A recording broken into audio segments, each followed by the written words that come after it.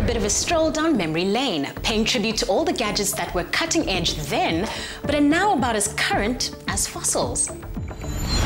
Think for a second about all the things that you can control by simply pressing a button, touching a screen, or simply saying the word.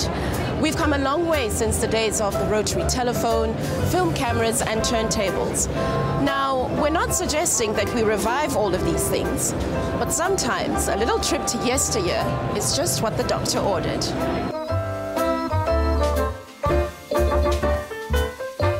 Who deserves credit for the invention of the electric telephone is often a disputed argument. But in the race to patent work, it was Alexander Graham Bell and Thomas Edison who crossed that finish line first. It was nothing more than a couple of tin cans, really, connected by some string. This was a mechanical device which predates the electric telephone, and this is an example of the earlier electric telephones. So this is all we need to do these days to capture moving pictures. Aim your smartphone and press record. But back in the 1920s, the Cine Kodak 16mm film camera was state-of-the-art. It was introduced as a cast aluminium box that you had to crank at 2 turns per second, which was necessary to achieve 16 frames per second. There were later 16mm models in the 1930s, but the camera didn't last very long because in the mid-1930s, a line of magazine loading cameras were introduced. Testing, testing, 1, 2, 3.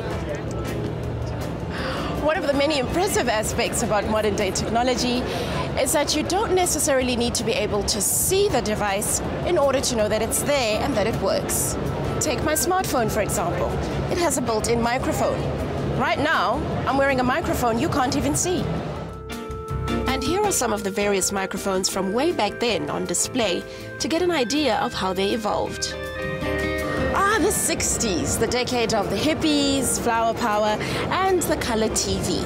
Now, the first mechanical TV was commercially sold in the 1920s in the US and the UK. Okay, so where's the remote? TV on. The earliest electronic TV set was first made in the mid-1930s in Europe. By the 1960s and 70s, color TV caused quite a stir and its own mini-revolution. Those TV sets were similar to this one here. It's impressive to think that all the technology in this room can now be wrapped into something that fits in your back pocket. And the way that things are moving these days, even the most advanced tech will one day end up in obsolete curiosity in a place just like this.